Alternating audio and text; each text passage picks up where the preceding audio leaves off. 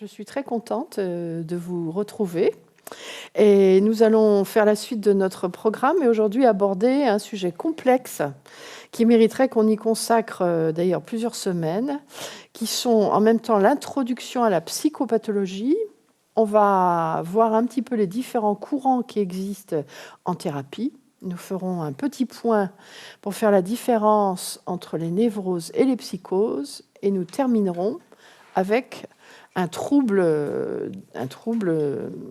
qui s'appelle le trouble obsessionnel compulsif. Voilà. Donc c'est un vaste programme pour notre après-midi.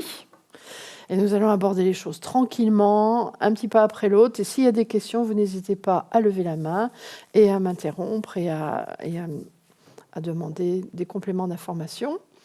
Donc, en même temps, je voudrais remercier ici le docteur Corret, avec lequel j'ai suivi toute cette formation, tout à fait passionnante, et il y a déjà un certain nombre d'années, et remercier pour tous ces apports qui sont d'une grande richesse, et que bien sûr vous pourrez vous-même après approfondir avec un certain nombre d'ouvrages, dont vous avez d'ailleurs la liste dans le document qui vous a été remis, mais je pourrais le compléter s'il y avait besoin. Donc nous allons parler de psychopathologie et faire une petite introduction à la psychopathologie, puisque c'est comme ça qu'on appelle. Et quand on parle de psychopathologie, il y a des mots qui défilent immédiatement dans sa tête, dans la tête des personnes, comme parano, hystérique, obsessionnel. Tous ces termes courants qu'on utilise sans savoir vraiment ce que ça recouvre, d'ailleurs la plupart du temps, et qui même souvent sont utilisés de façon péjorative. Donc l'idée, c'est un peu de se mettre au clair et avant de rentrer dans les détails de toutes les pathologies et des troubles, d'avoir une vision globale un peu de ce monde de la psychopathologie, qui est une science, on pourrait l'appeler comme ça, qui est finalement relativement récente.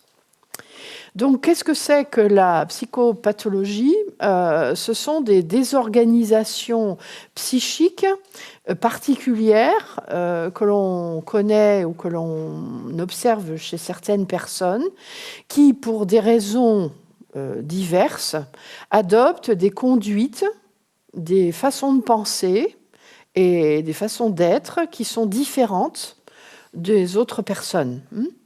Et ces conduites les font souffrir et ils n'arrivent pas facilement, voire ils n'arrivent pas du tout, en fonction de la gravité du trouble, à trouver des solutions pour mieux vivre leur vie quotidienne. Donc ils sont enfermés dans ces troubles et ils ont du mal à faire avec et à vivre. Et ça va même plus loin puisque ça les handicape au point qu'à un moment donné, ils n'arrivent plus à vivre correctement leur vie quotidienne. Donc la psychopathologie, si on devait en donner une définition, et peut-être qu'à la place d'écrire, on pourra vous donner un cours là-dessus, faire quelque chose. Je vous enverrai par mail, ça vous évitera de gratter pendant 3 heures, c'est un peu compliqué pour vous. La psychologie, c'est la science de la souffrance psychique. On pourrait la définir comme ça, on pourrait utiliser cette expression, c'est la science de la souffrance psychique. Donc elle est en lien direct avec l'esprit humain et on sait que les troubles mentaux constituent un problème majeur de santé publique. Les troubles mentaux, on estime au niveau du monde qu'il y a 1,5 milliard de personnes dans le monde qui souffrent de troubles mentaux divers, donc qui ont été classifiés, mais on ne va pas classifier davantage, mais 1,5 million de personnes, c'est vraiment beaucoup, quand même. Et l'impact financier de ces troubles mentaux est considérable pour tous les pays dans lesquels il y a dans tous les pays, puisque les troubles mentaux, on les trouve dans tous les pays. Et les maladies psychiques sont responsables à peu près de 8 à 10% des arrêts maladie qui sont signés de par le monde. Donc, pas autant, bien sûr, que les maladies physiques, mais ça représente quand même, en termes de chiffres et de quantité de jours d'arrêt maladie, énormément de temps et donc énormément d'argent. Et ça vient avant les cancers. Les cancers qui sont une maladie en grand développement aujourd'hui dans nos sociétés et qui causent beaucoup de problèmes, beaucoup de décès et qui coûtent cher, la sécurité sociale et autres, eh bien, viennent après ce que coûtent les troubles mentaux. Voilà. Alors, il faut distinguer la psychopathologie de la psychiatrie. On l'a vu déjà ensemble. Qu'est-ce que c'est qu'un psychiatre? Qu'est-ce que c'est un psychologue, un psychothérapeute ou une psychanalyse? La psychopathologie, c'est une science, on a vu, mais qui est finalement à la disposition de tous ces professionnels-là. Et on va trouver la définition de tous les troubles mentaux et de toutes les personnalités pathologiques dans un livre qu'on appelle le DSM, qui a connu de nombreuses transformations dans le temps. Aujourd'hui, on en est au DSM 4. Il y a eu le 1, le 2, le 3, le 3R et le 4. Et dans ce livre, le DSM 4, aujourd'hui, il y a référencé tous les troubles mentaux que l'on connaît.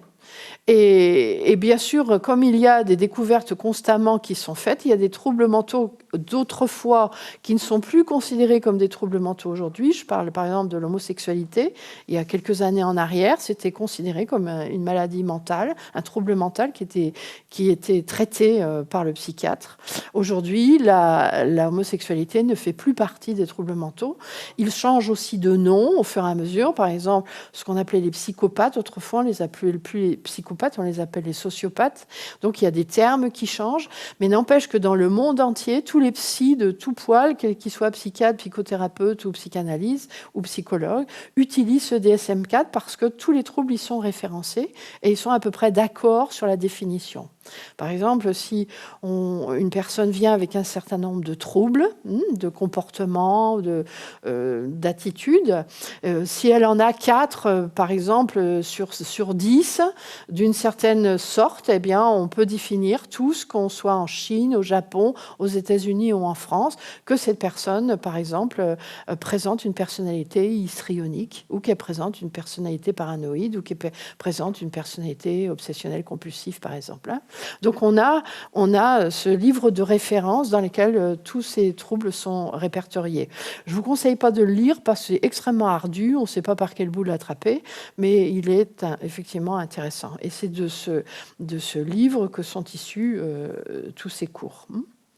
Alors après, on va se poser la question cruciale, qu'on a déjà abordée d'ailleurs dans les cours ici, du normal et du pathologique. C'est la grande question, bien sûr, de qu'est-ce qui est normal et qu'est-ce qui est pathologique. Donc on considère que ce qui est normal, c'est quoi? Qu'est-ce qui serait normal? Qu'est-ce qui est normal pour vous? Une personne normale, elle ressemble à quoi? C'est une personne qui est relativement bien intégrée dans la société. Voilà, elle semble bien intégrée dans la société et elle a des attitudes et des comportements qui sont conformes à la société dans laquelle elle vit. Mais du temps de Hitler, c'était normal d'être nazi aussi. Donc voilà, tout ça, c'est très relatif à la normalité. Mais habituellement, ce sont effectivement des personnes qui ont des comportements que les autres reconnaissent comme étant habituels.